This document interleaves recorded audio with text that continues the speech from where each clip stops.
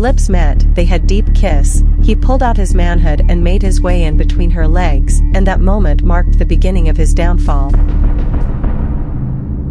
Isaac grew up in a household that seemed balanced from the outside but was fractured within. His father, a man of wealth and influence, indulged Isaac in every possible way. Isaac never wanted for anything. Whatever he asked for, his father provided without hesitation. A new toy, a shiny bicycle, expensive clothes, there was no limit to what he could have. His father saw no flaw in his only son and was quick to silence anyone who dared to correct him, including Isaac's mother. His mother, on the other hand, tried her best to instill discipline in him. She would scold Isaac when he misbehaved, reminding him of the importance of respect, hard work, and humility. But her efforts were constantly undermined by his father. Each time she raised her voice at Isaac or tried to teach him a lesson, his father would storm into the room, yelling at her to stop. "Leave the boy alone," he would say angrily. "He's just a child. What do you think you'll achieve by shouting at him?" Over time, Isaac learned to tune out his mother's words. He knew that no matter what he did, his father would always come to his defense. The pattern became so predictable that he would sometimes provoke his mother just to watch her frustration build, knowing his father would intervene. His father's blind devotion made Isaac feel invincible, as though he could do no wrong. When Isaac was 10 years old, his mother had to travel for a family emergency. She was gone for 2 weeks, leaving Isaac and his father alone in the house. During that time, Isaac saw a different side of his father. One afternoon, while playing outside, Isaac noticed a strange woman entering their home. Curious, he followed quietly and peeked through the slightly open door of the living room. There, he saw his father laughing and flirting with the woman. She sat close to him, her hand resting on his thigh, and they spoke in hushed tones.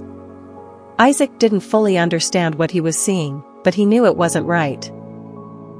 When his father caught him watching, Isaac froze, expecting to be scolded. Instead, his father chuckled and said, "Come here, son." Isaac hesitated but eventually stepped into the room. His father placed a hand on his shoulder and smiled. "When you grow up as a man, you'll understand," he said, as if that explained everything. Those words stayed with Isaac, though he didn't yet grasp their full meaning.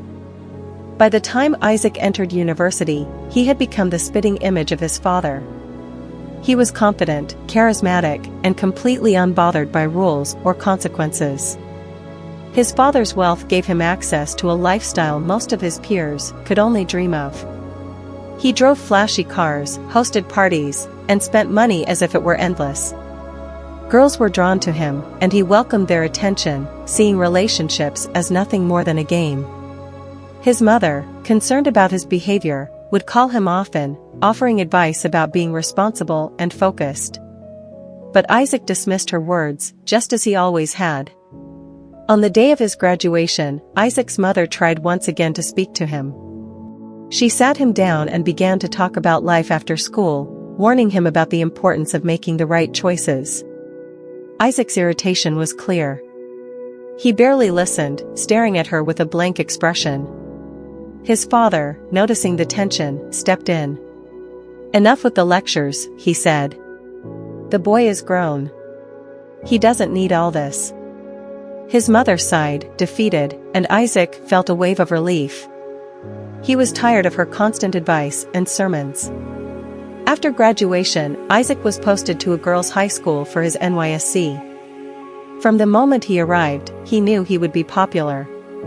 The students, all young and impressionable, were captivated by him.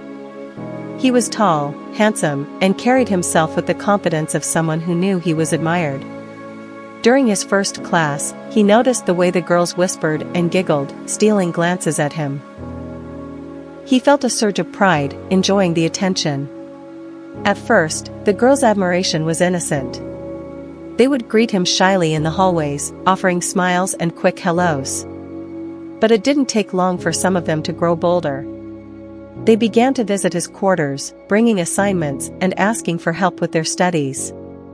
Isaac, flattered by their attention, welcomed them in. Mary was the first to cross the line. She was confident and outspoken, with a charm that set her apart from the others. One evening, she visited Isaac under the pretense of needing help with an assignment. As they talked, she moved closer to him, her tone shifting from casual to flirtatious. "You need someone to take care of you," she said softly.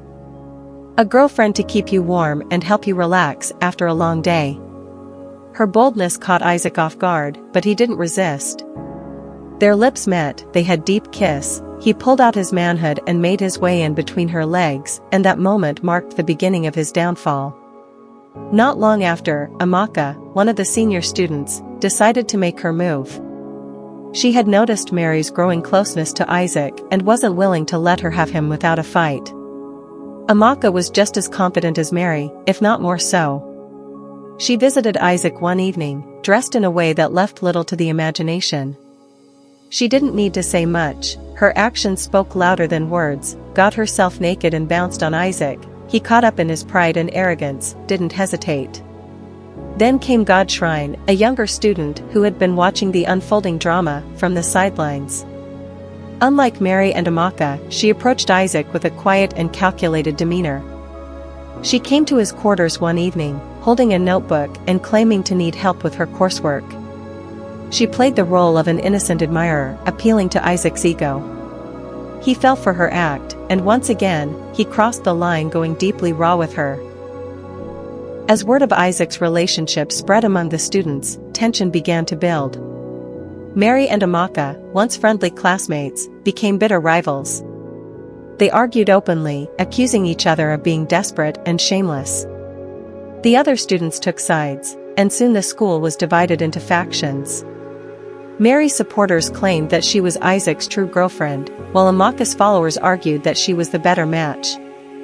One afternoon, Mary and Amaka's rivalry reached a boiling point.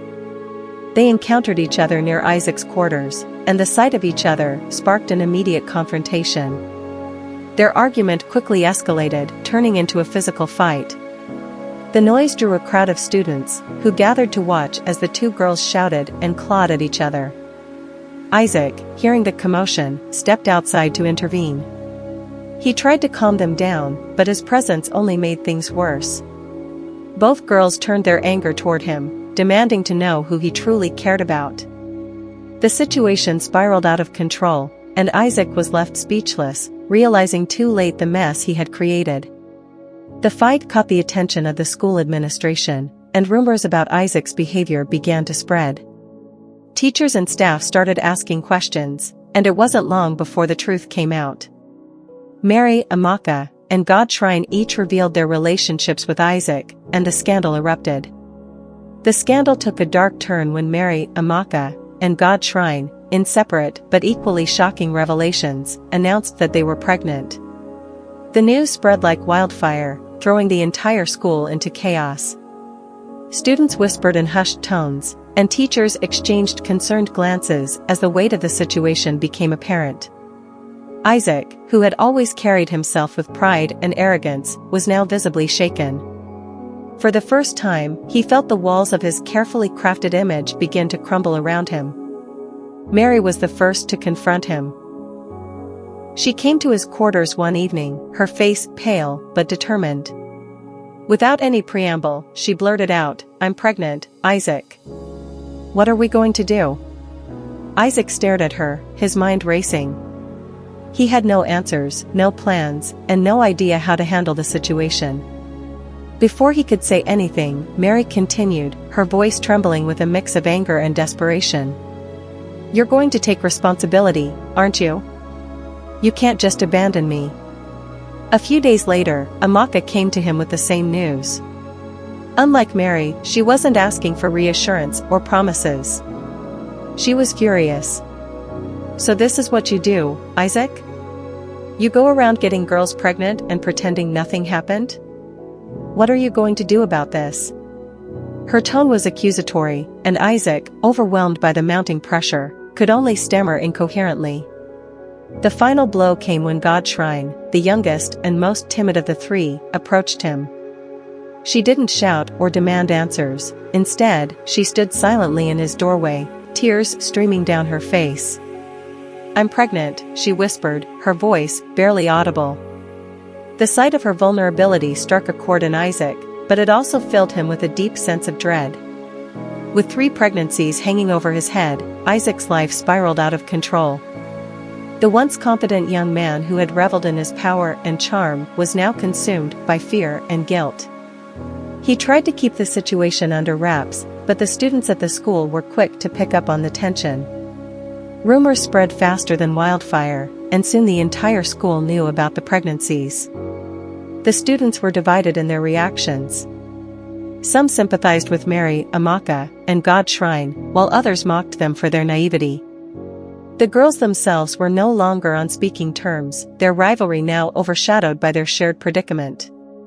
They blamed each other for allowing things to get out of hand, and their arguments often turned into heated exchanges in public. One afternoon, Mary and Amaka found themselves in the same classroom during a break. Their mutual animosity boiled over, and they began yelling at each other, accusing one another of ruining everything. "If you hadn't thrown yourself at him, none of this would have happened," Mary shouted. Amaka shot back, "Oh, please. You think you're so special? He was never yours to begin with." Their shouting match escalated into a physical altercation, with desks and chairs toppling over as they lunged at each other. The commotion drew a crowd of students, who eagerly gathered to watch the spectacle. God's shrine, who had been sitting quietly in the corner, tried to intervene, but her attempts to calm them down were ignored. When the school administration finally stepped in, the situation was far beyond containment. The principal, a stern woman with years of experience, called Isaac into her office. Her expression was unreadable as she gestured for him to sit down. "Isaac," she began, her voice steady but cold, "do you have any idea what you've done?" Isaac couldn't meet her gaze. He mumbled an apology, but it was clear that no words could undo the damage. The principal laid out the gravity of the situation, listing the complaints from parents, the disruptions to the school's reputation, and the emotional toll on the students involved. "This is unacceptable," she said firmly.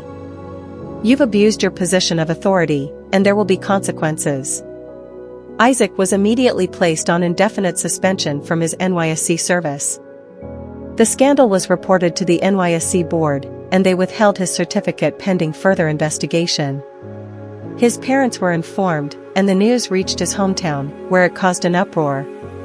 Isaac's father was furious, not because of the moral implications of his son's actions, but because of the public humiliation it brought to their family. "How could you let this happen?" he yelled during a heated phone call. "Do you have any idea how this makes me look?" His mother, on the other hand, was heartbroken. She had always feared that Isaac's arrogance and lack of discipline would lead to disaster, and now her worst fears had come true. As the scandal unfolded, the lives of Mary, Amaka, and God's shrine were forever changed. Mary dropped out of school, unable to face the shame and judgment from her peers. Amaka's family, mortified by the situation, sent her away to live with a relative in another town. God's shrine, the youngest, bore the brunt of her family's anger and disappointment. Her parents threatened legal action against Isaac, demanding that he take full responsibility for her condition. Isaac's world had collapsed, and he was left to grapple with the consequences of his actions. The confidence and pride that had once defined him were gone, replaced by regret and self-loathing. He spent his days avoiding people, drowning in the weight of his mistakes. Please subscribe to my channel and drop us a comment. Thank you for watching Tales.